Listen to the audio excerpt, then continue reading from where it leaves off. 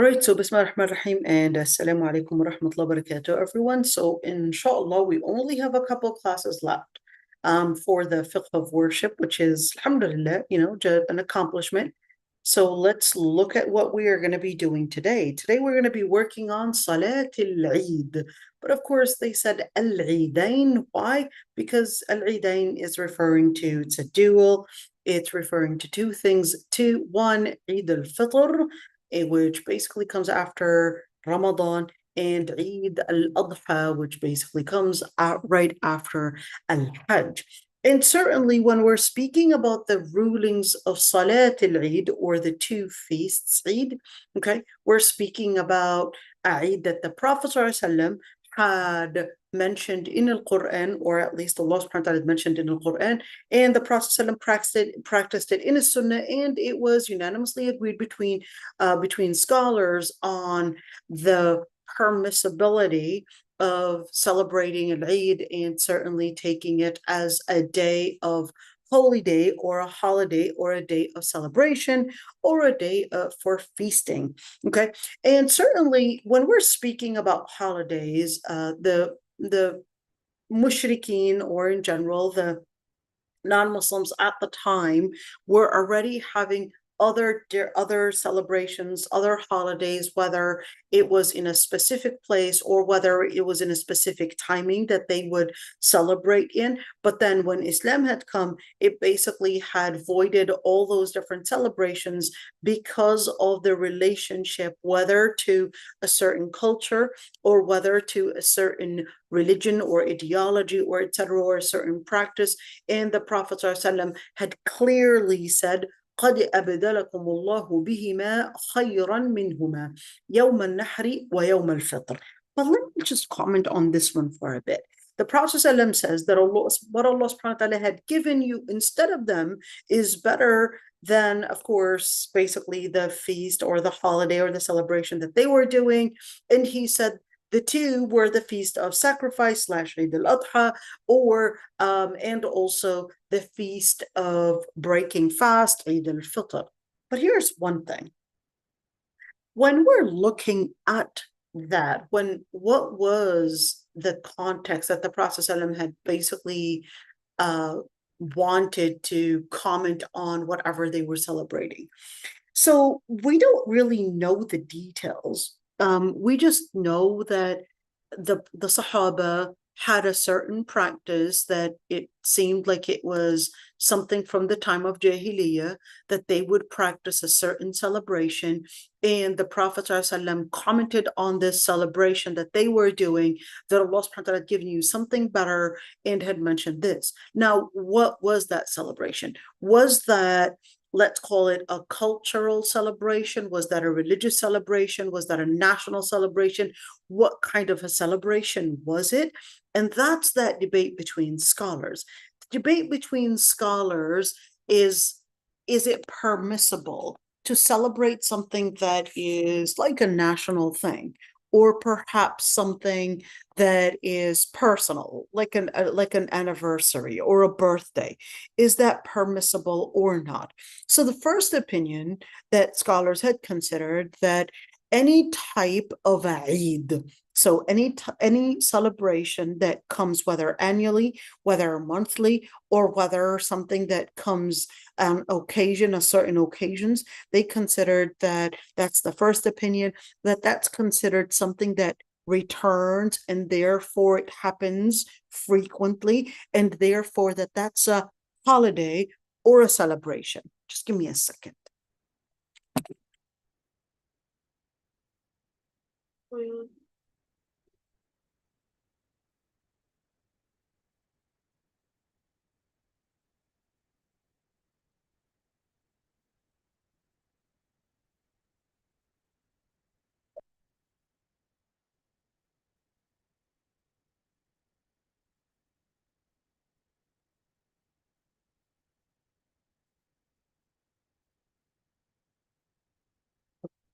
Now, so that first opinion regarded that any celebration, regardless of its origin, is basically going to be considered as haram / innovation or bid'ah.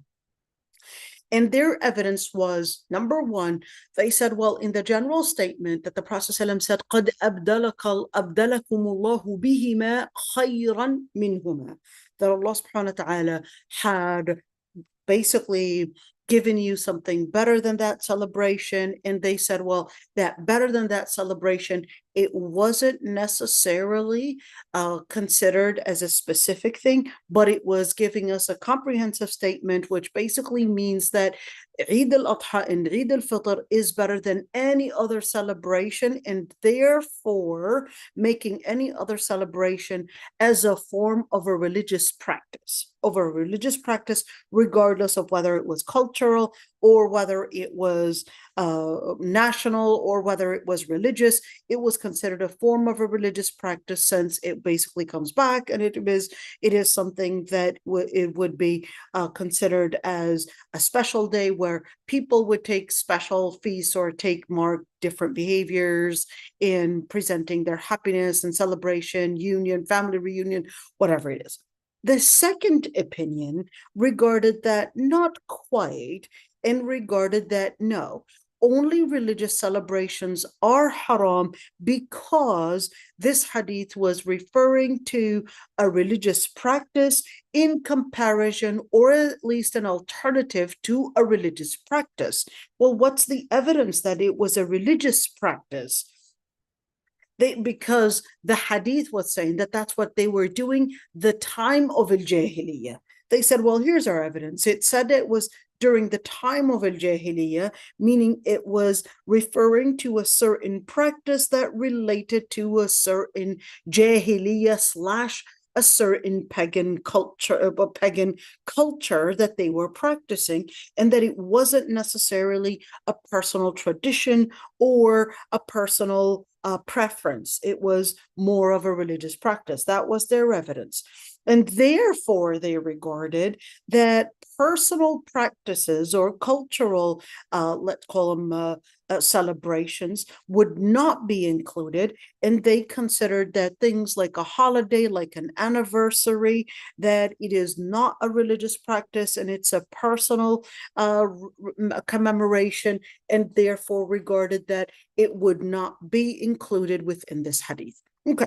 Just wanted to lay out the two different opinions. The third opinion said, well, I wouldn't necessarily say that it is religious or that it is cultural that makes it halal, but I would regard that al-khuruj min al-khilafi awla, and maintaining your identity as a Muslim and staying away from the differences of opinions and staying on the safe side is better. And therefore, we would like to stay away from this whole debate and be as the Muslims to preserve their identity and stick to pretty much closer to the first opinion and avoid any other cultural, religious, or even personal commemorations or whatever it is, and stick to the Muslim identity, and we'll stay away from all of that and stay on the safe side. So that's basically the third opinion. Didn't necessarily bid'adize, let's use that word, and consider that as an innovation if it's a cultural thing, or at least a personal commemoration, but considered that it is closer to perhaps being a bid'ah, and therefore we would like to stay away from it just to be on the safe side, but would not / judge you for it if you wanted to basically practice something like that. Now, here's one thing. When we look at the impact, I would say, on the Muslim society in one commemorating probably certain practices, etc., it depends on how we're relating to all of that. I would say, stick to your Muslim roots as much as you can, stick to the Quran and Sunnah as much as you can. The more you adopt, whether we're speaking about holidays, whether we're speaking about the way you dine, the way you eat, the way you probably make and do that family reunion or whatever it is, stick to your Muslim roots. Well, what does a Muslim root really mean? Does it mean the Pakistani way? Does it mean the Arabi way? Does it mean the African way? What does that actually mean to say Muslim roots? well, we're speaking about connecting to the Quran and Sunnah as much as you can, but then if you have certain cultural practices that you would do that are not necessarily as Eid per se, that's permissible for you to practice, and it would not necessarily be as something that is must be relating to Arabic roots. You don't have to Arabize yourself in order to consider that that is the Muslim roots. It doesn't have to be Arabized. It doesn't have to be closer to the Arabic tradition in order to call it as something that is closer or preferable in Islam. So just wanted to note that one. So that's why it's really important to learn Islam in order to make sure that you're connecting with the Quran and Sunnah, and you're not necessarily connecting with a certain, whether religious practice or whether it has roots in a religious practice. Of course, we would see a lot of the different cultures, whether we're speaking about Halloween or probably talking about certain other practices, you would see that they date back to a certain pagan culture or a certain practice, etc. So a Muslim is supposed to be aware and not follow blindly what everyone else is doing. That's what Islam wanted to basically raise and build and discipline within us. Okay, so therefore, of course, Il-Fawzan, we know that we talked about this before, Hanbali, but he was saying that it's not permissible to exceed these 2 feasts by inventing other feasts and so forth, but just wanted to comment on that one and just let you know that that area. I guess he didn't want to mention those differences of opinions between modern scholars because he probably wanted to make his book summarize, so he didn't really mention that one, but I wanted you to be aware of it, especially that we have different cultures, we have different different communities. I thought it would be a good idea to just mention that one and not be something that would be left as too opinionated in one way. Okay, so there is another opinion. Let me, I guess, add these ahadith with that first opinion. That first opinion and also the second opinion. I mean, they would be going into these different details, these controversies with one another. Okay, so the first opinion supported its opinion with other evidences. The first hadith, "Man tashabbaha biqawmin fahuwa minhum." They said, whoever imitates any group of people, then that person becomes like these types of people. And why? What does that really mean? He said, well, the Prophet ﷺ said, "Man tashabbaha," so it pretty much laid it out as a comprehensive wording. Whoever imitates any group of people, then you had basically become a part of them. Then in that situation, you had simply adopted their culture as your religion, their culture as your identity. So they said, well, this hadith is basically letting us know that any identity adoption would actually mean you had considered yourself as part of that group, and therefore you are not part of the Muslim group. And it's quite interesting that Prophet ﷺ had actually mentioned a number of different hadith, always emphasizing that it's very important for a Muslim to be distinct away from the other groups in the practices and even their appearance. And one of the most important books that probably focus so much on that one is the book by Ibn Taymiyyah, and that book is called Iqtida al-Sirat al-Mustaqim. Let me write that down. So it's called Iqtida al-Sirat al-Mustaqim, and the book is available. You could see it's available in PDF. I wonder if it was translated. Hold on, let me see if it was translated. Even if it wasn't, okay, require the straight path. I don't, oh, actually, look, it actually is translated. Here it is, and require the straight path. No, that's the Arabic version. Okay, so it isn't translated, but oh, there's actually a mukhtasar right there. So like a summary type of thing.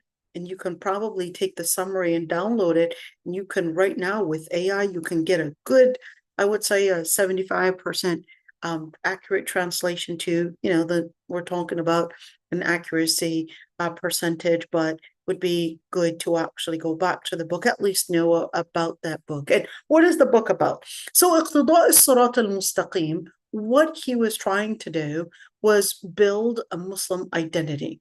And in that Muslim identity, you could see it's for Ibn Taymiyyah. And what he was doing, he was laying out how to preserve the Muslim identity from other influences. This is that word.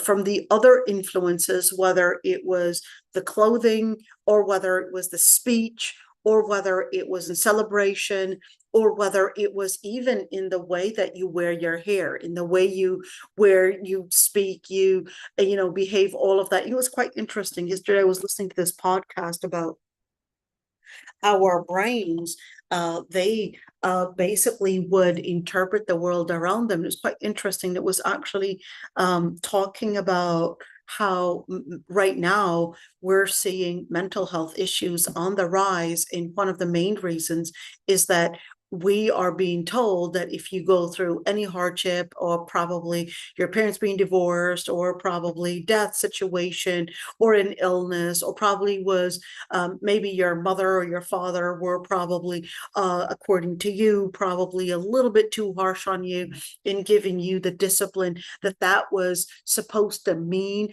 that you have a high probability, and therefore you being more susceptible, more prone to being probably a good candidate for being a patient for perhaps maybe trauma, or maybe feeling that you are supposed to be more susceptible to probably going through all those different situations that require that you would be going to therapists and all of that. It was quite interesting that it was actually talking about how the society is actually creating more and more patients of that sort, and not recognizing that Allah subhanahu wa ta'ala had actually equipped us with all the different powers to make us overcome, whether it's trauma, whether it's viruses, whether it's feeling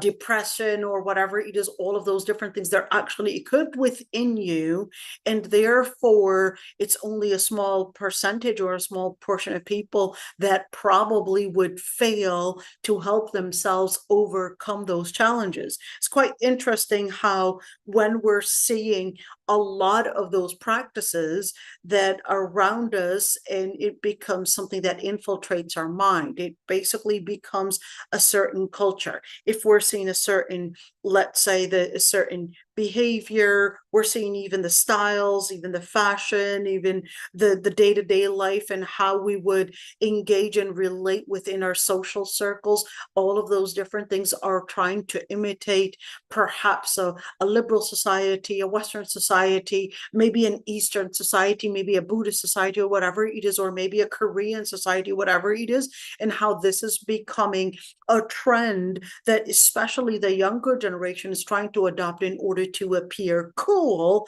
and certainly how it's affecting their identity as Muslims. And little by little, their identity would basically be wiped out. And that's what the Prophet ﷺ was basically teaching us.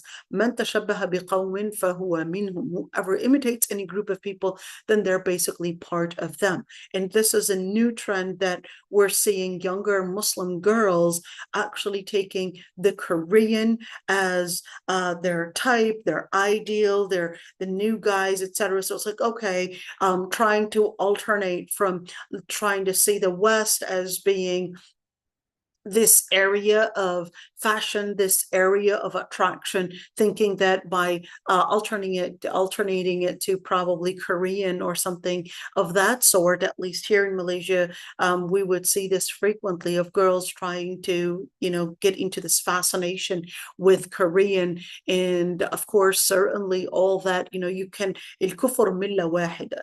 disbelief and kufr is actually one faith, regardless of it having a different appearance. So whether you're talking about Buddhist, or whether you're talking about Confucius, or whether you're talking about Christian or Jewish or whatever it is, as if it's not Islam, it's basically going to be the opposite side of kufr. It's just going to be coming in at a different appearance. And this is something extremely important to recognize, that you as a Muslim, you have your own identity, you have your own aspirations, you have your mission, you have your goals, you have the passion that is completely different in its core, in its practice, in its implementation, and in the way that we would put in the different ways to implement these passions to basically suit the Muslim mission, which is وَمِنْكُمْ مَنْ يُرِيدُ الدُّنْيَا وَمِنْكُمْ مَنْ يُرِيدُ الْآخِرَةَ. Some of you will need and will aim at dunya, and others will aim at al-akhirah, at the hereafter. So for a Muslim, the life that they would live, the identity that they would embrace, is basically to connect them with the main goal, which is Jannah. That's the main goal. A Muslim's goal is Jannah, and therefore the identity that they would adopt is the identity that speaks of their goal, which is Jannah. Okay, so the Prophet ﷺ said, "Inna khayra al-hadithi kitabullah, wa khayra al-hadi hadi Muhammadin sallallahu alaihi wasallam, wa sharra al-umuri muhdathatuha, wa kulla bid'atin dalala." That was their second evidence. They said that the Prophet ﷺ had said that the best of the words are the words of the Lord Almighty, and the best of the guidance is the guidance of the Prophet Muhammad ﷺ, and the worst of the matters are the innovations there, and every innovation is a deviation. So when you're looking at every innovation is a deviation, they said, well, certainly if we're speaking about an innovation, they said, well, this was going to be including whether we're doing a certain holiday, or whether we're doing a certain, calling it a commemoration, or whether we're calling it an event that we would do frequently. If it is not part of the religion, then not part of these two aids, then in that situation, they considered that that would be a bid'ah. Now, the other group, the second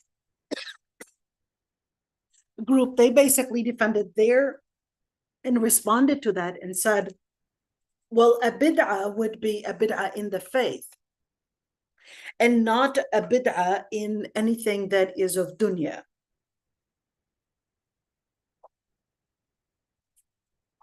So explain it. And they said, well, certainly.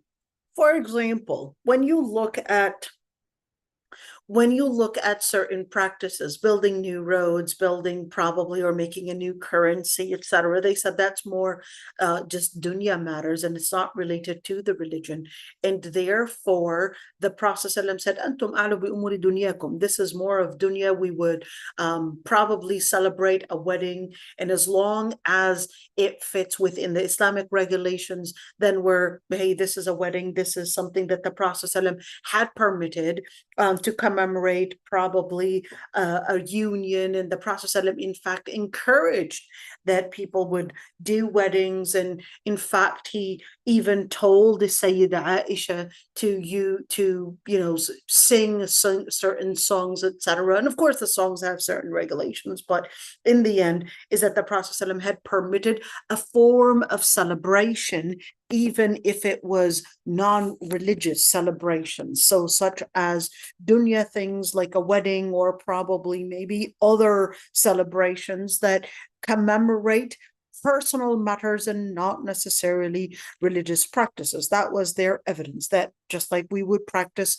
and celebrate a wedding, they said we can celebrate other things that are not related to the religion but related to personal things, and considered that al-bid'ah is exclusive to doing an innovation and inventing something and relating it to the religion, and not necessarily relating it to a life practice. Okay. And certainly, they said, well, Eid was called Eid. It was named Eid because the word Eid comes from the root Aada, which actually means to return, and that it would continue to basically happening each and every single year. And therefore, this is that annual commemoration. And therefore, if you were to look at a wedding, or you were to look at possibly maybe a celebration that is not religious, are we really going to be doing it every single year? So then, of course, the other ones debated, well, aren't you celebrating something like a birthday every single year? They said, well, it's just a personal thing. They responded differently, and they said, well, what's supposed to be good about celebrating a holiday or celebrating a day that you would lose and really recognize that you had lost a year? What's so happy about that? But and then of course, that this, the different narratives and how we describe things. Sometimes I would say it's not always objective. And certainly there are a lot of influences that we really have to be aware of. If we are not aware of those influences, and we many times would think that, yeah, I could see the idea, but then do you really see the idea from an objective stance, or is this laid and then you had normalized it within the culture that you're living in, and that your brain failed to see the complete picture and how it contradicts the faith? And that's pretty scary because you know our our place of thinking and thought is in this box called the brain. And then we cannot separate ourselves from the different factors that made us understand the world in the way we understand it in, whether it's a cultural influence, or whether there's a factor probably of maybe genetics, or probably another factor of gender, and the list goes on and on. And without us realizing, we're thinking that we're being, I guess, not influenced, but the truth of the matter is that we're influenced with a lot of different influences. That's why I personally don't celebrate birthdays. But I wouldn't mind eating a birthday cake. But I wouldn't celebrate birthdays. I usually avoid eating birthday cakes just to stay on the safe side, but I wouldn't necessarily consider it as haram per se. Um, because of those differences of opinions, which I personally think are valid opinions and both have strong evidences. But I like staying on that third opinion, which is staying on the safe side, and just staying on the safe side, because want my dua to be accepted. So I'll just stay away from, things that might be within that gray area. Okay, let's see. What's the evidence on Salat al-Eid? Salat al-Eid, Allah subhanahu wa ta'ala said, فَصَلِّ لِرَبِّكَ وَانْحَرْ. You could say that it preceded and said, pray to your Lord and sacrifice. So what are we talking about sacrifice here? And sacrificing what? We're talking about sacrificing during Eid al-Adha, during the Eid that basically comes after Al-Hajj.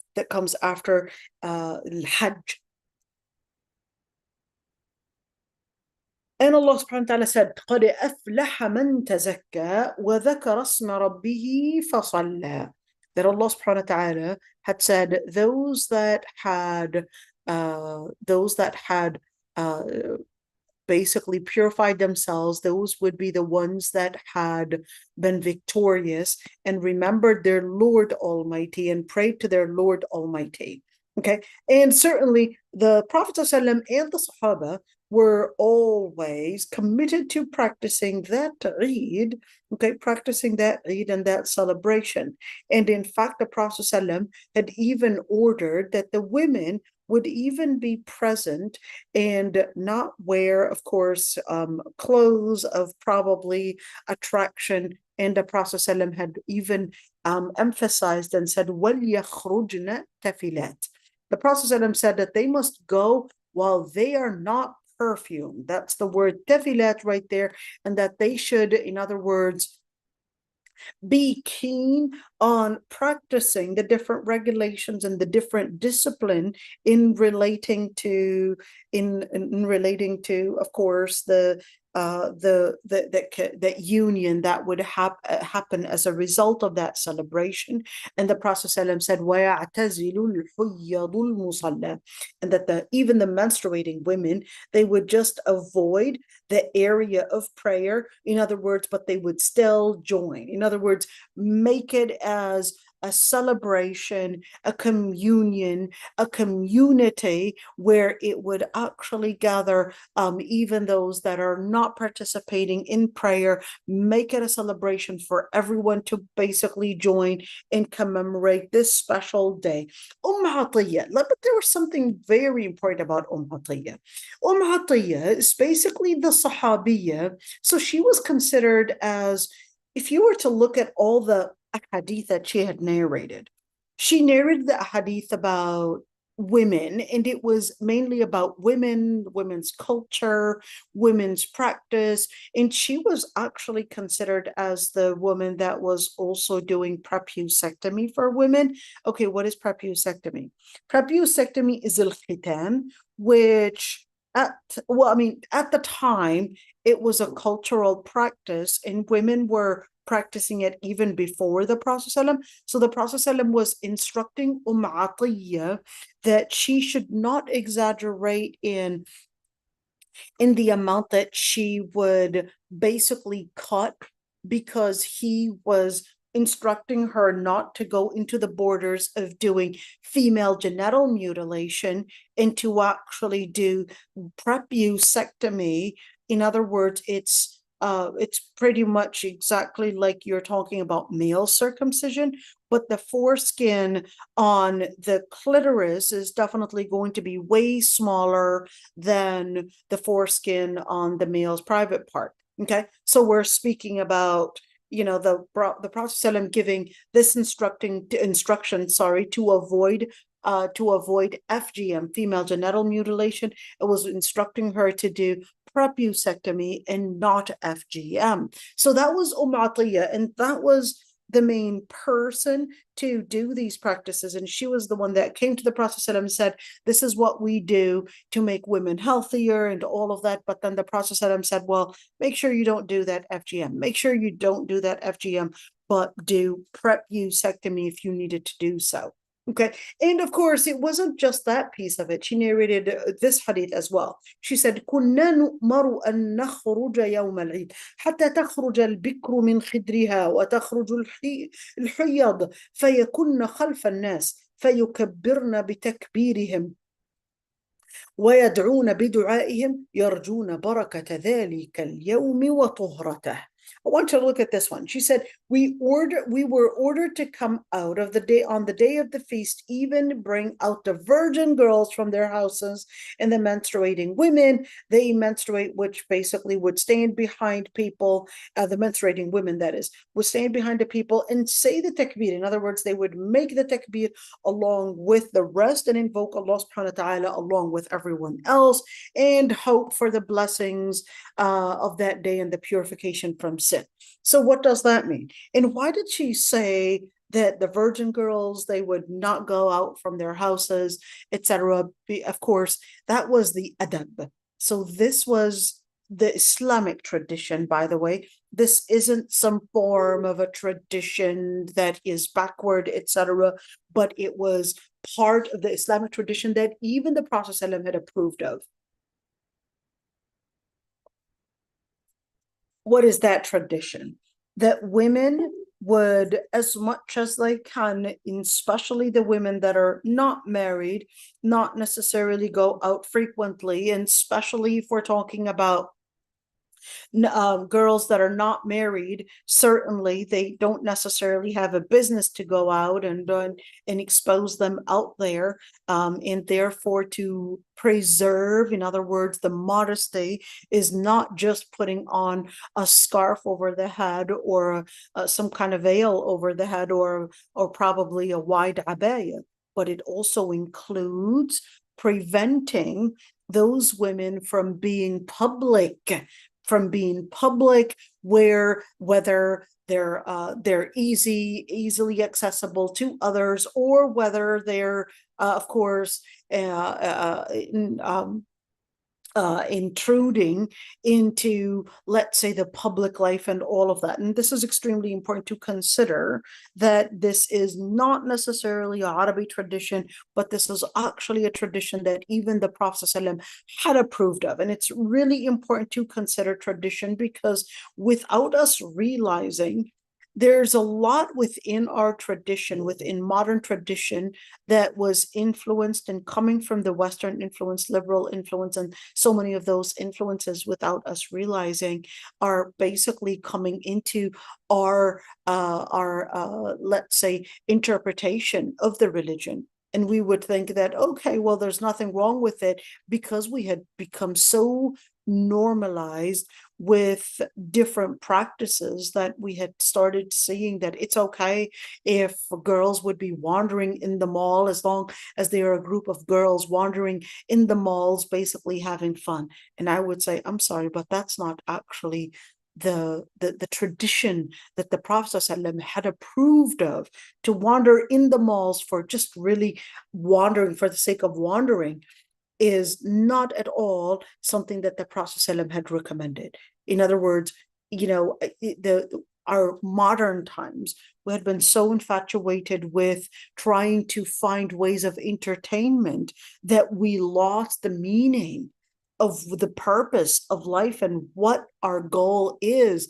And therefore, we thought that doing a certain chore is supposed to be the exception, and not doing a pleasureful entertainment that was supposed to be with the exception. So it's quite sad. We're seeing social media really getting the girls not only becoming out in public, but also being basically out there as consumed. They're consumed basically by the social media. And certainly the more you expose of yourself, and the more you probably would maybe take off your hijab on social media, or probably dance and shake on social media, that's basically going to give you the likes and probably the subscriptions, and probably going to give you the money, etc. And that you are basically to present yourself in a way that you're an object.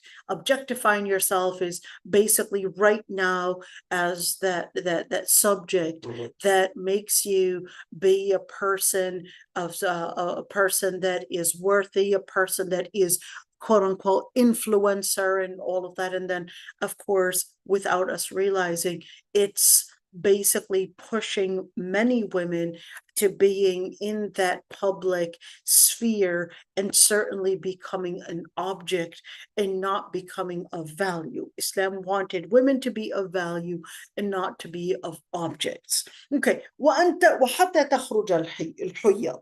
Even the women that were not needing to pray were also included in this celebration to come out, even if they didn't have the business to pray, or at least, let's say, the reason to come out for the prayer. But there was, in other words, another reason other than the prayer to come out. In other words, it was a halal day of uniting, a halal day of celebration, a halal day of coming out to basically join the gathering and enjoy the presence of the other Muslims. And certainly, this is in order to present the different rituals of Islam, and certainly present Islam and the importance of that relationship with the rest of the community, to the rest of the community, the Muslims and the non-Muslims. It certainly has an inspiration onto the Muslims, and certainly onto the non-Muslims as well,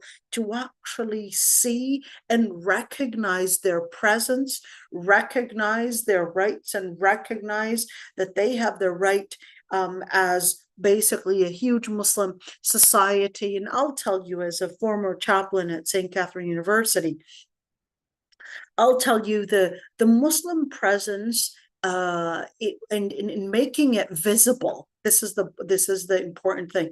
Making the Muslim presence as something that is visible to others definitely has its own way of advocating for the Muslims, and that they have the right to be respected, they have the right to be appreciated, they have the right to also be given certain, let's say, inclusion, and that it would be a way to defend the Muslims. In other words, whether we're speaking about politically or whether we're speaking about culturally, economically, the list goes on and on. And certainly in the long run, that the Muslims are actually something to also fear. Yes, it's okay. I know that many of us was like, no, don't use that word because it makes us appear scary and big. Actually, Islam wanted us to also be a place that the enemy would fear and therefore not have the audacity to somehow transgress the limits with. So sometimes, stereotypical images, sometimes they'll do the job for you and making you basically be a community that people are taking in consideration and fear. I know sometimes it's not used for that reason. I know it's not used for that reason because the last thing you want to be is, we had seen the impact on the Muslim society when they were feared. Of course, they were attacked. Okay. But I'm actually talking about a certain level of fear that does not get us to the point that we're attacked, but get us to the level of at least being respected, appreciated, and basically to the level of that it's capable of giving us the ability to give us the way and let's call it the route to advocate for ourselves. Okay. Where is it recommended that we would pray Salat al-Eid? Guess what? Not in the masjid. It is not recommended that you would pray Salat al-Eid in the masjid. As a matter of fact, it is recommended that you would pray Salat al-Eid in another area to basically bring in as many numbers as you can. That's number one. So the object is to bring in as many numbers as you can to join basically this union. That's number one. Number two, to bring about a different feeling. So not a normalized feeling, but a different feeling, to feel that there's something exceptional that is happening. That's why the sunnah is to take a different route, possibly if you're going with this highway, usually to that particular place, take a different route, maybe even farther, even if it's more distant, but, changing maybe your attire, changing perhaps the way that you would normally do your practices, maybe do some shopping before that in order to prepare yourself for a special day. All of that is basically something, especially its influence and its effect on children. Perhaps maybe decorate your house, decorate maybe your car, whatever it is, to just show that you are celebrating something special, that's actually a sunnah. In fact, the Prophet ﷺ, upon what Abu Sa'id al-Khudri here basically narrated, كان النبي صلى الله عليه وسلم يخرج في الفطر والأضحى إلى المصلى, that the Prophet ﷺ used to go out for Eid al-Fitr and Eid al-Adha to a musalla. What is a musalla? Al-musalla is not necessarily a place that is designated for salah, but a place that in other words, it's not a masjid per se, it's not a premise that is designated for prayer, but it is basically a field that we had chosen to, at that moment, use it as a field for prayer, as a place for prayer. Could be, for example, a convention center, could be a ballroom, it could be a community center that you might be renting, etc., in order to gather as many people as possible and not necessarily make it into the masjid, to basically include everyone as much as you can and also bring about a different sensation, different feeling. Okay.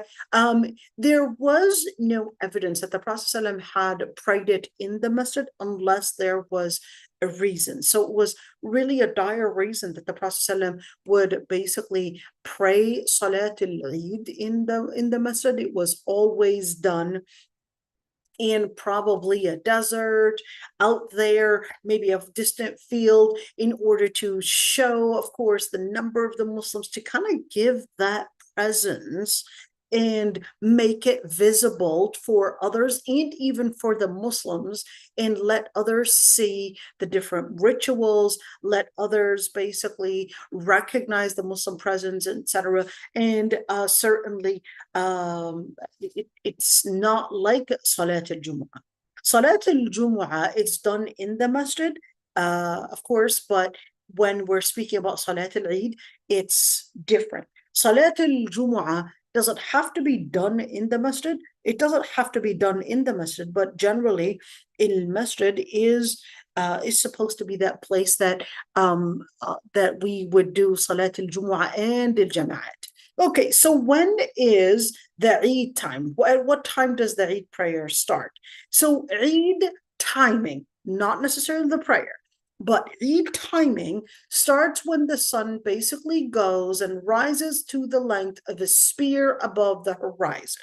Okay, if you say the spear above the horizon, what are we looking at? We're talking about approximately maybe after sunrise, within 20 minutes to half an hour after sunrise.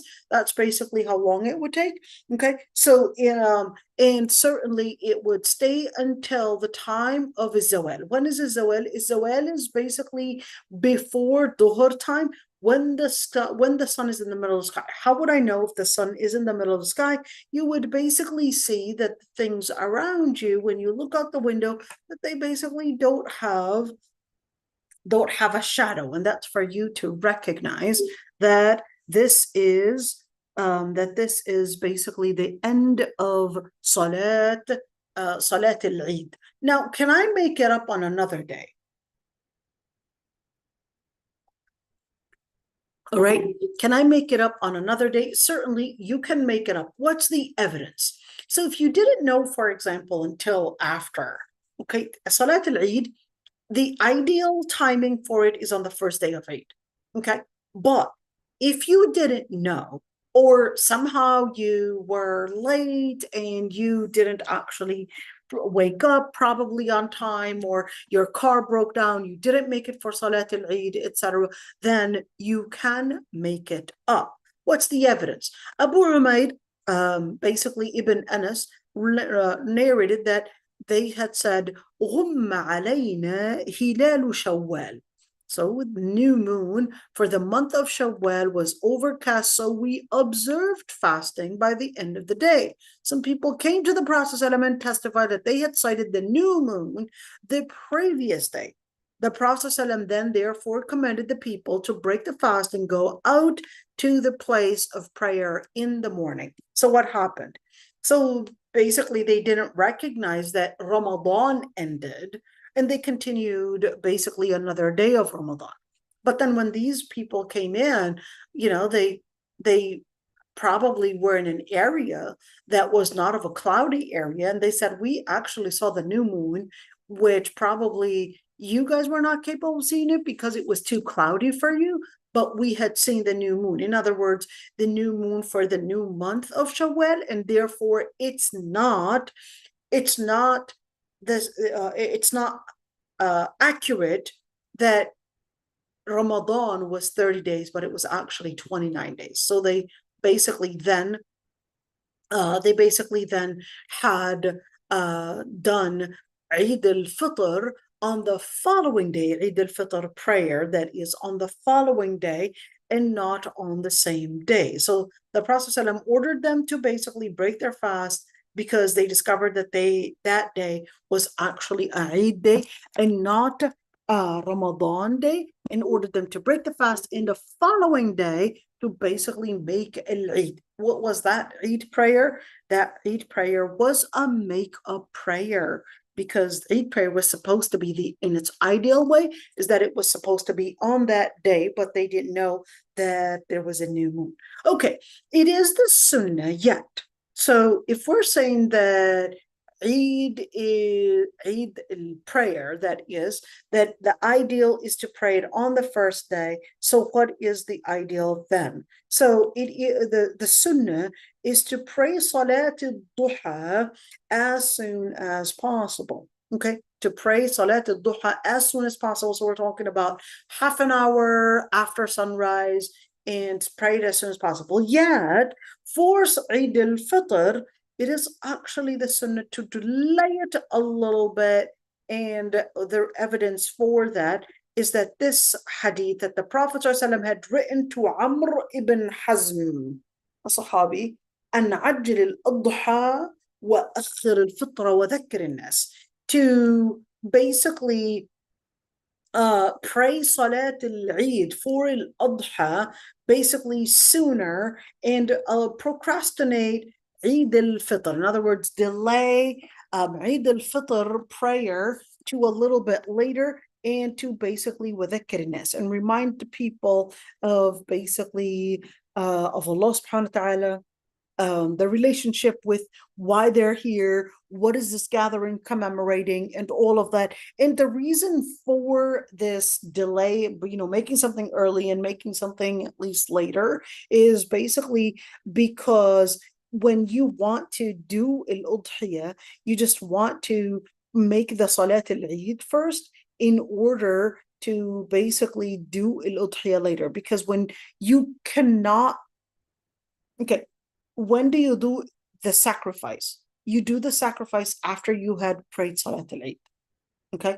After you had prayed Salat al-Eid. But for Zakat al-Fitr, this one's really important. Many people miss out on that one. For Zakat al-Fitr, you have to get Zakat al-Fitr. What is Zakat al-Fitr? Zakat al-Fitr right now is approximately $15 per person. So Zakat al-Fitr is basically the donation that you would give after Ramadan. After Ramadan ends, there's an amount, okay, that you would give, whether it's an amount of barley or whether it's an amount of flour, all of that, all those different things, okay? And you would basically distribute it onto the poor, okay? Can we get it out and deducted as a value and not necessarily as food, as what the hadith was actually telling us to do? That's a different places and different opinions on this matter. So the Hanafi madhab, they regarded that you can actually get it as basically a money value and not necessarily a particular food. All these other madhab, they said, well, no, the whole idea is to basically relate socially with the poor people, and not necessarily just somehow, I guess, give it to this organization, here's $16 or $15 or whatever the number is, and here it is, I'm just punching in my credit card number and basically just putting in that donation, and somehow they're giving it to the people in Africa. Okay. The scholars that said that, no, you're supposed to give it out as food, they said it's the whole object is not necessarily just the money for it, the value, but it's actually how you relate with the poor people, how you make this food bring about a relationship. You're searching for the poor people to investigate, to see them, to see their situation, and you're giving them this barley or probably these dates or probably this sweet or whatever it is, and you're relating with them at a personal level. So they're considering that, no, it's more than money. It's not an issue of money, and that it is specific to certain things. Okay, so for Zakat al-Fitr is to be done before you would pray Salat al-Eid. If you had not given Zakat al-Fitr and you prayed al-Eid, that's going to be considered just a general donation, and you are at sin for basically not giving Zakat al-Fitr on time. Okay, let's see. It is the sunnah before you would go for Salat al-Fitr that you would eat a couple dates before you would go for Salat al-Fitr. And that, of course, And even when we're speaking about the day of sacrifice, that the person would not sacrifice their sacrifice. In other words, that whether it's a goat, camel, cow, that until the person would pray Salat al-Eid. The Prophet ﷺ, it was mentioned by Buraidah that the Prophet ﷺ كان النبي صلى الله عليه وسلم لا يخرج يوم الفطر حتى يفطر ولا يطعم يوم النحر حتى يصلي. That the Prophet ﷺ did not go for al-fitr until he would basically break the fast. In other words, he would take a couple dates and drink water before he would go for Eid al-Fitr. But in terms of the sacrifice, he would pray first and then go and sacrifice. Okay, let's see what Taqiyuddin had basically said. He said, لما قدم الله الصلاة على النحر في قوله فصل لربك وانحر وقدم التزكي على الصلاة فيه قد أفلح من تزكى وذكر اسمه ربه فصلى. كانت السنة أن الصدقة قبل الصلاة في عيد الفطر وأن الذبح بعد الصلاة في عيد النحر. Okay, so it's quite interesting that this scholar, let's look at him. So he basically said Allah ordained in this ayah, فَصَلِّ لِرَبِّكَ وَانْحَرْ, ordained performing prayer before sacrificing in his statement. What statement? So pray to your Lord and sacrifice to him alone, which is this ayah right there. Okay. And he said, and Allah subhanahu wa ta'ala basically ordained in Surah Al-Kawthar, giving the charity before performing prayer on the day of breaking the fast in his statement. And he said, he has certainly succeeded who purifies himself and mentions the name of the Lord Almighty. So what does that mean? He said, well, he was talking about those that would give donations, and basically right there, the ones tazakka in not only in self-purification, meaning take a shower, but no, قَدْ أَفْلَحَ مَنْ تَزَكَّى is to also give in donation as in zakah, okay? As in zakah, to give sadaqah before al-Eid. So he said, فَصَلِّ, here we go, and then wanhar. Let me erase that one so you could actually see it, right? Let's do that one. And let's say this one so we could see right there. So what they had mentioned, this ayah said fasalli, pray first and then go for the slaughter. Okay. In the second ayah, قَدْ أَفْلَحَ مَنْ تَزَكَّى, and the ones that basically had done tazkiyah, they were the ones that had basically been successful, and وَذَكَرَ اسْمَ رَبِّهِ فَصَلَّى, and then they would mention their Lord Almighty and do the prayer. So in the first one said the prayer before the sacrifice, in the second one said the tazkiyah / tazakka, to give zakah, that is zakat al-fitr, before is-salah. That was that evidence. And certainly in order to perform is-salah, it is the sunnah to go early for salah in order to basically be in the forefront in the group, and basically get the reward as praying, or at least as a person that was coming in and making the dhikr even before salah. So you're not just in the front talking to your neighbor or whatever, but no, you're taking that dhikr seriously there.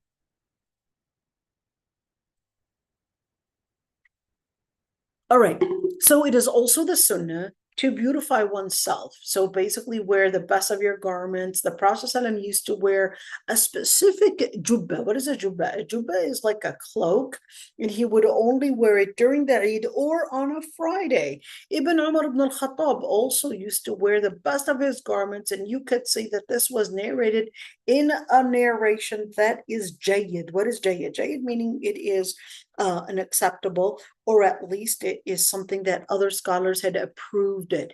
And let's say, in order to pray Salat al-Eid, it is part of the condition that the person would pray, basically pray and that they are residents within that area, and that they live in houses, so not necessarily tents. For Salat al-Eid,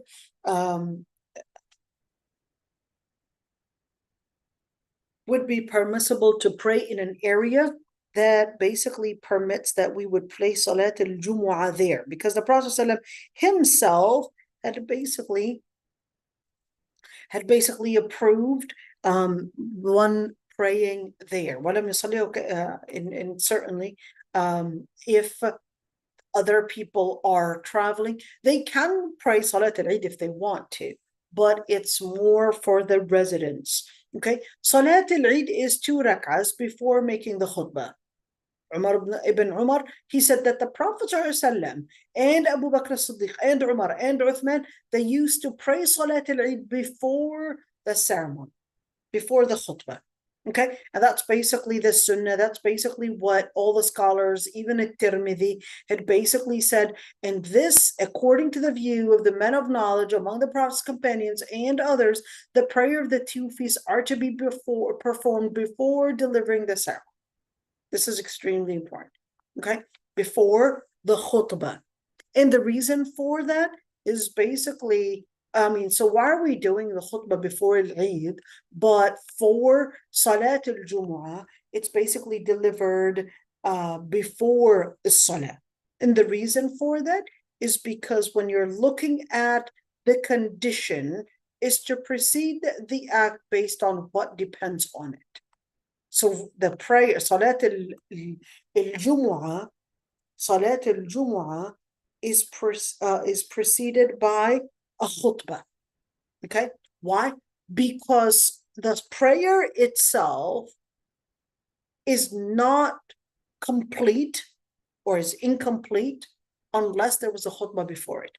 And that's basically the opinion that some scholars had said, that if a person does not make it for the khutbah, that their prayer is invalid as a Jum'ah, and that they should be praying Salat al-Duhr instead. Okay, that was one of those evidences. Okay, that's not what all scholars would agree on. We talked about that. Salat al-Eid is 2 rak'ahs, as agreed upon with scholars unanimously, that the Prophet ﷺ had prayed Yawm al-Fitr rak'atayn, and he would not pray anything before it or even anything after it. Umar ibn al-Khattab said, Salat al-Fitr wal-Adha rak'atan tamamun ghayra qasr. على لسان نبيكم وقد خاب من افترى. He said the prayer of the fast breaking feast and the feast of sacrifice are to be performed in 2 rak'ahs without shortening. This is by the tongue of your prophet. In other words, this is basically a metaphor to say, well, that's what he had said. In other words, and who has failed, who failed to recognize that, had basically invented something that the Prophet ﷺ did not do, and that would be a form of a deviation or falsehood. So now we're basically speaking about Salah itself. Now, for Salat al-Eid, there is no adhan and there is no iqamah. No adhan. So what does the adhan look like? In other words, so how would people know? Well, you would say it on the previous day that we're going to be gathering in such and such place. We're going to be gathering at such and such time, for example. So what happened? Let's see. Jabir ibn Abdullah, he said, صليت مع النبي صلى الله عليه وسلم العيد غير مرة ولا مرتين فبدأ بالصلاة قبل الخطبة بغير أذان ولا إقامة. That he had said that he had prayed with the Prophet صلى الله عليه وسلم, and what? And he said several times before delivering the ceremony without pronouncing the adhan or the iqamah. And how do we pray it? So in the first rak'ah and right after takbirat al-ihram. Okay? And before even doing A'udhu Billahi Minash Shaitanir Rajeem, you would basically make 6 takbirat. So, but in total, there are actually 7, because the first one is basically takbirat al-ihram. The announcement for the first prayer is takbirat al-ihram, and then Allahu Akbar. And then you're going to be raising your hands with each and every single takbirah and say Subhanallah walhamdulillah wa la ilaha illallah wallahu akbar. Subhanallah walhamdulillah wa la ilaha illallah wallahu akbar. Or that the Prophet ﷺ would also say, let's say, in other words, you could say that the Prophet ﷺ, of course, with the takbir, Allahu Akbar, Okay. What if the person only knew how to say Allahu Akbar? Then just say Allahu Akbar. Okay. And certainly after saying the first takbirat al-ihram, that's when you're going to say A'udhu billahi minash shaitanir rajim. Bismillah ar-Rahman ar-Rahim. And then Allahu Akbar. Oh, Subhanallah. Walhamdulillah. Wa la ilaha illallah. Allahu Akbar. Subhanallah. Walhamdulillah. Wa la ilaha illallah. Wallahu Akbar. In the first rak'ah, okay, you're going to be doing in a total of 7 takbirat. And then in the second rak'ah, a total of 5.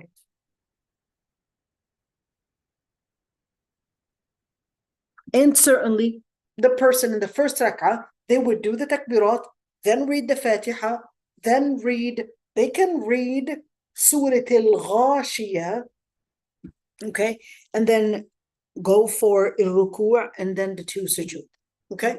Yet in the second rak'ah, even before the takbirat, you would basically do the 5 takbirat, and certainly the Prophet ﷺ, it was said, this chain of narration, Amr ibn Shu'ayb an abihi an jaddihi, that's one of the most accurate narrations. Okay, that the Prophet ﷺ had made the takbir 12 takbirat in total.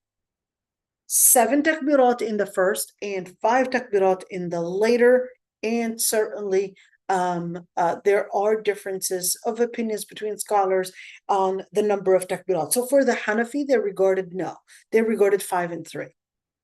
Okay, so there are differences of opinions. Okay, and certainly, do I raise my hands with each and every single time like I would do the takbir? The answer is yes. You raise your hand every time you say the takbir, as the Prophet ﷺ used to do that. And he would basically raise his hand every time he would do takbir. It is the sunnah between every single takbir. So Allahu Akbar kabira, walhamdulillah kathira, wa subhanallah bukratan, wa asila, wa sallallahu ala Muhammadin wa ala alihi wa sallam wa tasliman kathira. You could do that, or you could just say subhanallah walhamdulillah wa la ilaha illallah wallahu akbar. That's also something that would basically work. The Prophet ﷺ would pause between every single 2 takbiras, okay? And we were not told of anything other than that, okay? All right, what if the person doubts the number of takbirat? You're going to assume that you had made less than the number that you had basically guessed you had done, okay? And if the person forgot how many and how much he had recited, because at the end, anyways, this is a sunnah and it's not obligatory. In fact, it is what is called fard kifaya. Fard kifaya basically means that this is obligatory, but if we have an enough number group of people basically performing that prayer, then that should basically suffice. Okay, in other words, it's a communal obligation and not an individual obligation. Okay, Salat al-Eid, let's say what would they read? They would basically read out loud, and just like in Salat al-Istisqa, the prayer for rain, all scholars had agreed upon between scholars that you can raise your hand and first of all, Allahu Akbar when you do that, but then they had agreed upon between scholars, there was an agreement between scholars that Salat al-Eid is to be performed in a loud voice and not silently, okay? And in the first rak'ah, it is the sunnah to read first al-Fatiha and then read Sabbah Asma Rabbika al-A'la, and then in the second rak'ah, basically read هل أتاك حديث الغاشية. Okay. By the way, there are differences of opinion, so you could see different narrations. Here's another narration that the person would read Surah Qaf in the first rak'ah, and in the second rak'ah they would read Surah Al-Qamar. Okay, I just want you to see those differences of opinions and those different narrations as well. And Ibn Taymiyyah explained that any surah, do I have to read these surahs, Al-Qaf or Al-Ghashiyah? No. What if I only knew Qul Huwallahu Ahad? We'll just read Qul Huwallahu Ahad. Okay, so you can read anything and it would be permissible, and you could do it as Salat al-Eid. So if they had recited Qaf or اقتربت الساعة وانشق القمر or اقتربت, then that's basically considered as enough for that recitation.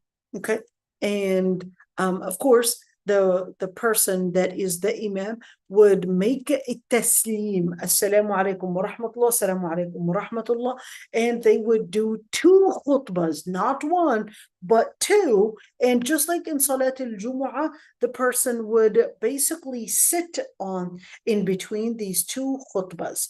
What's the evidence? That the Prophet ﷺ, he said, "As-sunnatu an yakhtuba al-imam fi al-'idayn khutbatayn yafsulu baynahuma bijulus."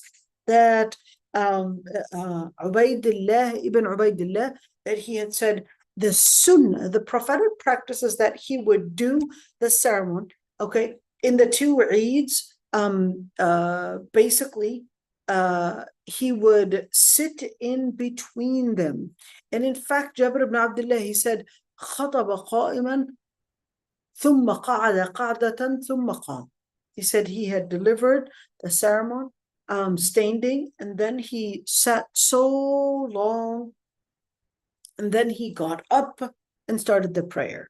Okay, let's see. In Sahih, in the right, in the authentic ahadith, that the Prophet ﷺ had started his salah even before the ceremony. Okay, and then he basically rested on Bilal ibn Rabah, and he ordered him to have taqwa. Okay.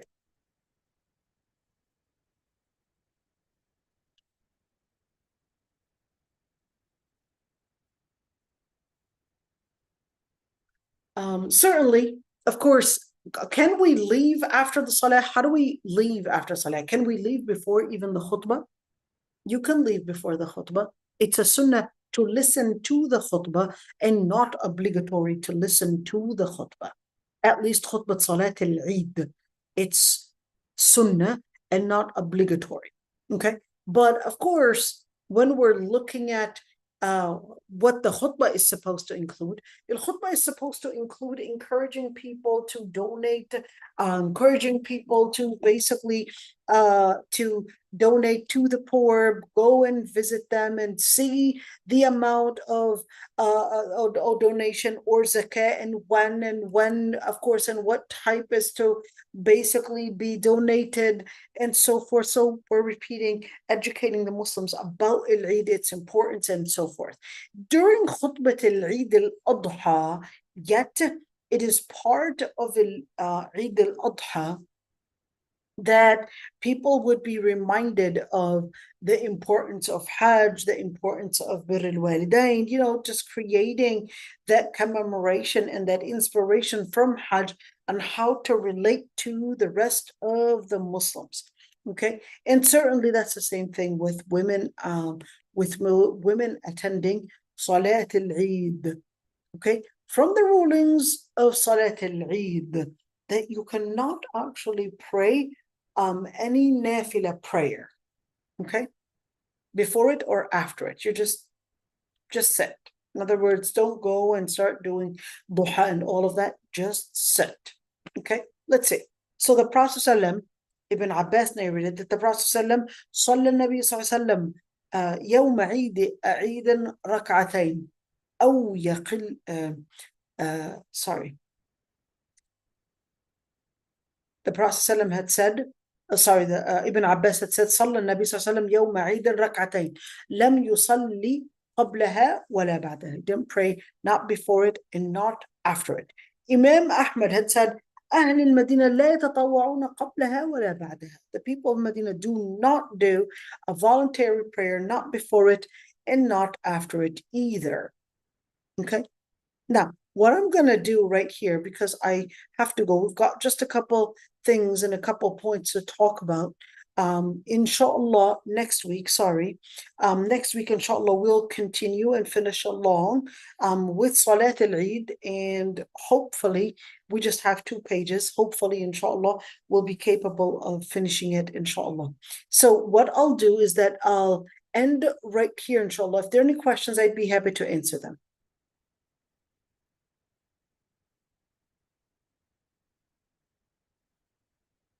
All right. So سبحانك اللهم وبحمدك نستغفرك ونتوب إليك نشهد أن لا